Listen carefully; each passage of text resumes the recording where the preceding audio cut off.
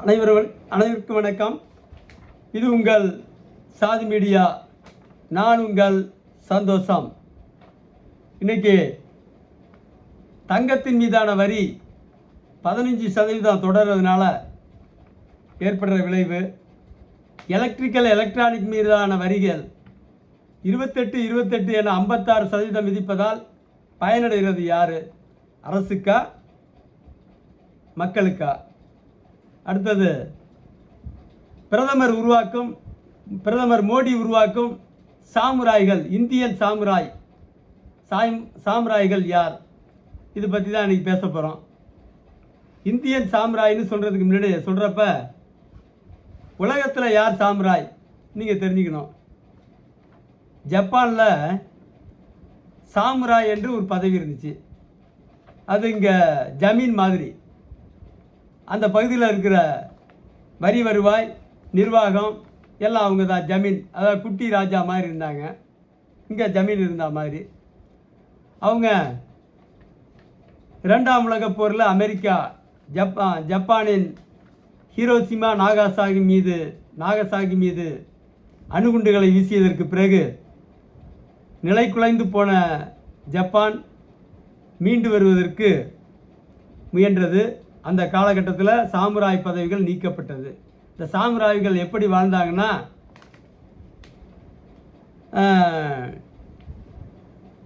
அவங்க ஒரு சாமுராய் இங்கே நம்ம ஊர் ஜமீன் மாதிரி, இந்த ஜமீன்னா அடுத்த ஜமீனில் தான் கல்யாணம் பண்ணுவான். அந்த ஊரில் இருக்க இடத்துல பொண்ணு கொடுக்க மாட்டான், பொண்ணு எடுக்க மாட்டான். அந்த மாதிரி அது ஒரு சாமுராய் என்பது ஒரு இனமாகவே மாறிப்போனது. அங்கே ஒரு ஜாதி மாதிரி, அங்கே சாதி கிடையாது, ஆனால் இது ஒரு சாதி மாதிரி சாமுராய் விளங்கியது. அந்த 2ஆம் உலகப் போருக்கு பிறகு அவர்கள் வட்டி தொழிலில் இறங்கினார்கள். அப்புறம் வாட்சி, ரேடியோ, இப்படி எலக்ட்ரானிக் பொருள்களில் இறங்கி பின்னால் அதுவே பைக்கு, காரு, டிவி என பல்வேறு தொழில் நிறுவனங்களாக உருவெடுத்து இன்னைக்கு உலகின் மிகப்பெரிய வர்த்தக சாம்ராஜ்யமாக, பொருளாதார வல்லரசாக ஜப்பான் திகழ்கிறதுக்கு அந்த சாமுராய்கள் காரணம். அந்த மாதிரி நம்ம நாட்டிலையும் சாமுராய்களை உருவாக்குற முயற்சியில் தான் காங்கிரஸ் கட்சியும் பிஜேபியினுடைய தலைவர் மோடி அவர்களும் ஈடுபட்டு இருக்காங்க. அதுக்காக அவங்க செஞ்ச நம்ம நாட்டு மக்கள், சாதாரண சாமானியர்கள், ஏழைகள் செய்கிற தியாகம் என்பது மிகப்பெரியது. தங்கத்துக்கு இறக்குமதி வரி 15% மன்மோகன் சிங் காலத்தில் நம்ம ஊர் மந்திரி சிதம்பரம் தான் முதல்ல போட்டார். காரணம் என்ன? 15% போட்டால் அவங்க கடத்திட்டு வர்ற தங்கத்தில் 15% லாபம், பெருத்த லாபம். அப்போ காசு ஒரு 25 லட்சம் தங்கம் கிலோ போகும்போது 30-35 லட்சம் வரைக்கும் திரும்ப அங்கே வெளிநாட்டில் 25 லட்சம்னா இங்கே 35 லட்சம் வரைக்கும் போச்சு. அப்போ நல்லா கொளுத்த காசு இந்த கடத்திட்டு வர்றவங்களுக்கு. இந்த வாய்ப்பை சேட்டுங்களுக்கும் மார்வாடிகளுக்கு முதல்ல வழங்கியது நம்ம ப. சிதம்பரம் தான். அதுக்கு அவங்க 2 பேரும் இவருக்கு என்ன வழங்கினாங்கிறது நாட்டு மக்களுக்கும் தெரியும், உங்களுக்கும் தெரியும், எனக்கும் தெரியும். ஆனால் ஒத்துக்க மாட்டான். யோக்கிய மாதிரியே நாடகம் பண்ணுவோம். யோக்கியெல்லாம் உடஞ்சி போச்சு. மோடி அவர்கள் சோதனை போட்டு எல்லாத்தையும் வெளில கொண்டு வந்துட்டார். ஏழைகள் எவ்வளவு துன்பப்பட்டாலும் பரவாயில்ல, சாமுராய்களை உருவாக்கியே தீர்வோம் என்று மன்மோகன் சிங் காலத்திலேயே ப. சிதம்பரம் முயற்சியில் துவங்கிச்சு. அன்றைக்கி 20,000 ரூபா தங்கம், இன்னும் அதுக்கப்புறம் 40,000 ஆச்சு. அதுக்கப்புறம் இன்றைக்கி 1,20,000 இருக்குது. இடையில மோடி 15லேருந்து 6 குறைச்சார். தங்கம் கொஞ்சம் இறங்குச்சு. அப்புறம் என்ன நினச்சாரோ தெரில, முதல்ல அதை காசு கொடுத்துருக்க மாட்டான். நம்ம நிர்மலா மாமிக்கிட்ட 6 ஆக்கினோன்னே எல்லாம் சேர்ந்து விட்டாந்தான். மார்வாடி ஆமாம் இவெல்லாம் எல்லாம் விட்டாந்தான். நிர்மலாவை ஒரு கவனிப்பு முறையாக கவனிச்சாச்சு. கவனித்ததுக்கப்புறம் திரும்ப 15% வசந்து போச்சு தங்கம். இப்போ அவனுக்கு 15%னா சுமார் 18,000 ரூபாய் வரும். இப்போ அவன் தங்கத்தை சட்டப்படி இறக்குவானா? இன்றைக்கி சொல்கிறார் மோடி, வெளிநாட்டிலேருந்து தங்கத்தை இறக்காதீங்க. அவன் ஏன் இறக்குறான்? சட்டத்துக்கு உட்பட்டு, சட்டத்துக்கு அப்பாற்பட்டு இறக்குவான். அதில் அவனுக்கு பெருத்த லாபம் அதில் தான். அதன் மூலம் அவன்களும் சாம்ராஜிகளாக உருவாகிட்டு இருக்கான்.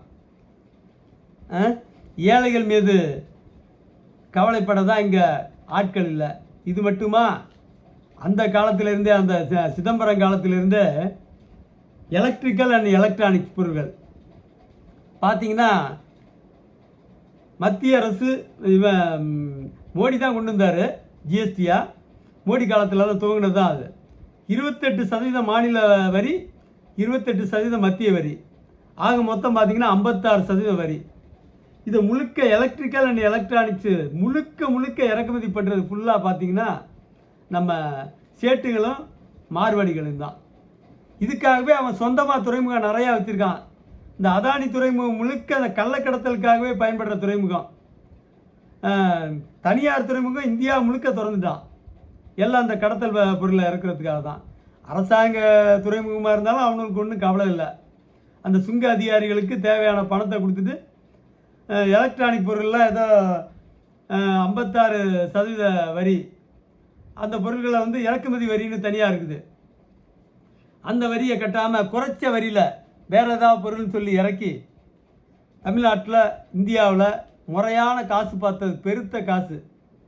அதாவது ஒரு 30 ரூபாய்க்கு ஒரு பொருளை வாங்கினான்னா அது வரியோடு சேர்த்து 50 ரூபா வரும். இறக்குமதி வரிலாம் சேர்த்தா கூட அது அந்த செலவு, இந்த இறக்குமதி வரி குறைச்ச வரியில் வேறு ஏதாவது பொருளை போட்டு எடுத்திருப்பான். 50 ரூபா வரும். 50 ரூபா பொருளை இவன் 500 ரூபாய்க்கு விற்பான். அதுலேயும் ஜிஎஸ்டி 56%. ஒரு 300 ரூபா வச்சுங்க, 800 ரூபாய்க்கு விற்பான்.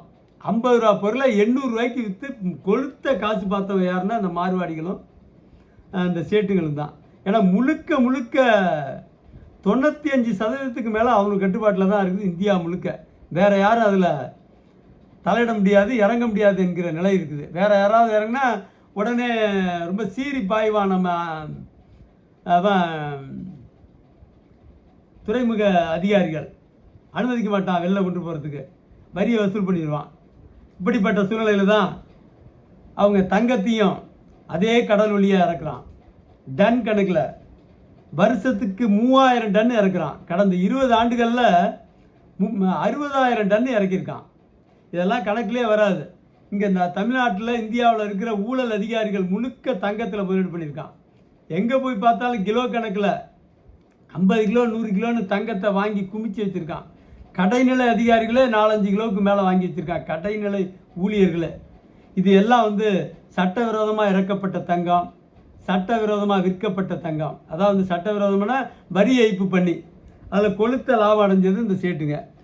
எலக்ட்ரிக்கல் பொருள்லேயும் கொளுத்த லாபத்தை அவங்க அடைகிறாங்க.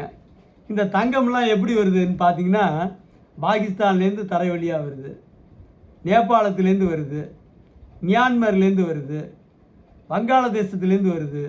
இலங்கை முழுக்க கள்ளக்கடத்தல். இந்தியாவில் கள்ளக்கடத்தல் பொருளை விற்றே ஒரு நாடு உயிர் வாழுதுன்னு சொன்னால் அது இலங்கை தான். மற்ற நாடு வாழுது, இலங்கை அதில் இன்னும் ஒரு படி மேலே.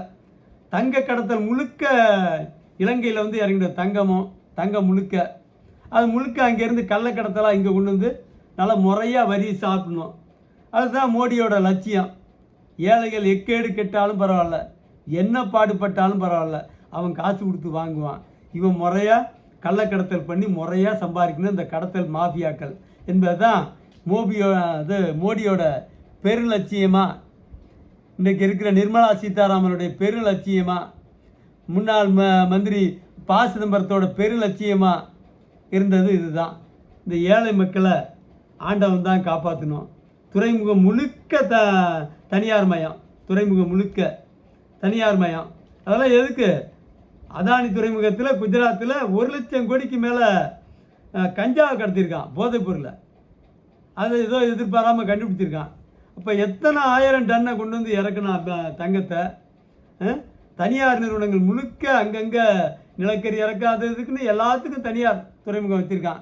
அதில் நிலக்கரி இறக்குனானா, நிலக்கரி வழியாக தங்கத்தை இறக்குனானாங்கிறது, தங்கத்தை தான் இறக்குறான். முழுக்க தங்கத்தையும் இறக்கி முறையான காசு பார்க்குறான். அதனால் இந்திய ஏழைகளை இந்த மோடி பிரதமர் கவலைப்பட மாட்டார். அது மாதிரி காங்கிரஸ்காரங்களும் கவலைப்பட மாட்டாங்க. அவங்களுடைய இலக்கு இந்த சாமுராய்களை உருவாக்குறது தான். இந்தியா இந்த சாமுராய்களுக்காகவே, அதாவது இந்த சேட்டுங்க, கள்ளக்கடத்தல் பேர்வழிகள், தங்க கடத்தல் மாஃபியாக்களுக்காகவே ஆட்சி நடத்துகிறான்னா இந்த மோடி அவர்களும் முன்னாடி காங்கிரஸ் தான் இருக்குது. இதுக்கு மேலே அப்புறம் மக்களை யார் காப்பாற்றுறது? வேறு யாராவது மாற்று தெரியுதானா? இப்போ தான் கரப்பாம்பூச்சின்னு ஒன்று உள்ளார வந்துக்கிட்டு இருக்குது. அவன் என்ன செய்ய போகிறான்னு தெரில. நேர்மையாக பேசிட்டு வந்து ஆம் ஆத்மியும் காலாவதி ஆகிடுது. இதுக்கு மேலே இந்திய ஏழைகளை ஆண்டவன் தான் காப்பாற்றணும். அதுக்கு ஏதாவது ஒரு கட்சியை உருவாக்கணும். இந்த நாட்டு மக்களை காப்பாற்றணும். வரியை தள்ளுபடி பண்ண மாட்டான். இப்போ சுத்தமாக இறக்க வேணான்னு தடை போடலாம். தங்கத்தை இனிமேல் இறக்காதீங்க, இந்தியாவில் தடை போடலாம். அதிகாரிங்க வீடுகளில் போய் சோதனை போட்டால் போதும். அவன் ஏற்கனவே 450 கிராம் தான் தங்கம் வச்சுக்கணும்னு ரூல்ஸ் இருக்குது. வீட்டுக்கு வீடு போய் சோதனை போட்டால் பல கிலோ கணக்கில், டன் கணக்கில் தங்கம் இருக்குது. தங்கம்லாம் வெளியில் வரும், ப்ரொடெக்ஷன் ஆகும். வெளிநாட்டிலேருந்து இறக்குமதி பண்ணுற தங்கத்தை தடை பண்ணலாம். ஏற்றுமதி யாராவது பண்ணி தங்க நகைகள் தயார் பண்ணி அனுப்புகிறவங்களுக்கு மட்டும் தங்கத்தை இறக்குறதுக்கு அவங்களுக்கு எவ்வளோ அனுப்புகிறாங்களோ அதுக்கு தேவையான தங்கத்தை இறக்க அனுமதிக்கலாம். மற்ற தங்கத்துக்கு முழுமையாக தடை போடலாம். தடை போடுற தங்கத்துக்கு என்ன இதுக்கு வரி? 15% வரி. எதுக்கு? வரியை சுத்தமாக நீக்கு. இப்போ 20,000 ரூபா விற்றப்போ வரி போட்டான், சரி. இப்போ 1/20 விற்கிறான். இந்த நேரத்தில் தங்கத்தில் முதலீடு பண்ணவா நிற்கிறான்? ஏழைப்பாளையங்களை அழிக்கிறீங்களே மோடிஜி. கொஞ்சம் கூட மனசாட்சி இல்லாத மனுஷனாக இருக்கீங்களே. உங்கள் கட்சியில் ஒருத்தனும் யோக்கியனே இல்லை. இன்றைக்கி இந்த பேர் அண்ணாமலை இப்போ கட்சி ஆரம்பிச்சிருக்காரு. அது எந்த அடிப்படையில் வந்திருக்காருன்னு தெரியல. அவரெல்லாம் வாயை திறந்துருக்காரா என்னைக்காவது? ஏயா இந்த மாதிரி 1,20,000 ரூபா விற்குது, ஏழைப்பாளையங்க உயிர் வாழவே முடியல, தங்கத்தை இறக்கக்கூடாதுன்னு சொல்கிற, அதுக்கு தடை போடு. வரியை ஏன் போட்டு நீ மக்கள் தலையில் வைக்கிற? இந்த இப்போ தங்கம்லாம் இறக்கலை. ஏற்கனவே இருந்த தங்கத்தில் பல மடங்கு லாபம் அடைகிறான். 20,000 ரூபா வச்சு விலைக்கு வச்சுருந்த 5,000 கோடிக்கு வச்சுருந்தான் அப்போவே சாமுராய்கள். என்ன பண்ணிச்சு? 40,000 ஆனோடனே 2 மடங்கு ஆச்சு. இப்போ 1,4 லட்சமாக போயிடுச்சு. இப்போ 6 மடங்கு லாபம். கொளுத்த லாபம் அடைஞ்சது யார்? இந்த இந்தியன் சாமுராய்கள் தான். இதற்கெல்லாம் அந்த அண்ணாமலை என்னைக்காவது பேசியிருப்பாரா? ஏப்பா இவ்வளோ வரியை போடுறீங்களே, எலக்ட்ரிக்கல் வரி முழுக்க கடத்தல். இது அண்ணாமலைக்கு தெரியாதா? நம்ம டிஆர் பாலு எங்கேயோ அகில இந்திய மந்திரியாக போனார். ஏதோ 4 காசு சில லட்சம் சம்பாதிச்சாருன்னா அதற்கு போய் துள்ளி குதிச்சிங்கல்ல. ஒரு 4-5 வீட்டை பிடிச்சிங்கன்னா டிஆர் பாலு காசு விட்ட இருக்கும். யார் இங்கே இந்த இந்தியன் சாம்ராஜ்கள்கிட்ட? தமிழ்நாட்டில் வாழ்கிறது யாருன்னு நினைக்கிறீங்க? நீங்கள் நினைப்பீங்க அவன் வாழ்கிறான் இவன் வாழ்கிறான், அதெல்லாம் கிடையாது. முழுக்க அந்த சேட்டுகளும் அந்த மார்வாடிகளும் தான் தமிழ்நாட்டில் வாழ்கிறது அவன்தான். கொளுத்த வாழ்க்கை, பெருத்த பங்களா, ஒவ்வொரு வீட்லேயும் பாதுகாப்பு பெட்டகம். அந்த பாதுகாப்பு பெட்டகத்தில் 5,000 கோடி, முதல்ல 2,000 கோடி 5,000 கோடிக்கு வச்சுருந்தான். இப்போ அது 6 மடங்கு வசதி போச்சு. 1,00,000 கோடிக்கு கூட தொடுற அளவுக்கு பாதுகாப்பு பெட்டகத்தோடு வச்சுருக்கான். இதெல்லாம் அவனுடைய வாழ்க்கைக்காகவே உயிர் வாழ்ந்துக்கிட்டு இருக்கவன் நம்ம மோடி. இந்த ஏழைகளை காப்பாற்ற யாராவது குரல் கொடுப்பானா? இந்தியாவில் எல்லாம் ஊழல் பெருவழி. இவன் நம்ம ஊழலுக்கு பார்த்துருவான்ட்டு திமுககாரன் குரல் கொடுக்க மாட்டான், அதிமுககாரன் வாயை திறக்க மாட்டான். இந்த அப்படியே யோக்கிய மாதிரியே இன்றைக்கி அண்ணாமலை வந்திருக்காரு. அது நாங்கள் ஏற்கனவே அந்த கீரிப்பிள்ளையை பார்த்தோம். நாங்கள் பெரிய கீரிப்பிள்ளையை பார்த்துட்டான் தமிழ்நாட்டுக்காரன். யார்? பிஜேபியை. நீ குட்டி கீரிப்பிள்ளை, ஒன்றையும் இந்த தமிழ்நாடு பார்க்கும். அதனால்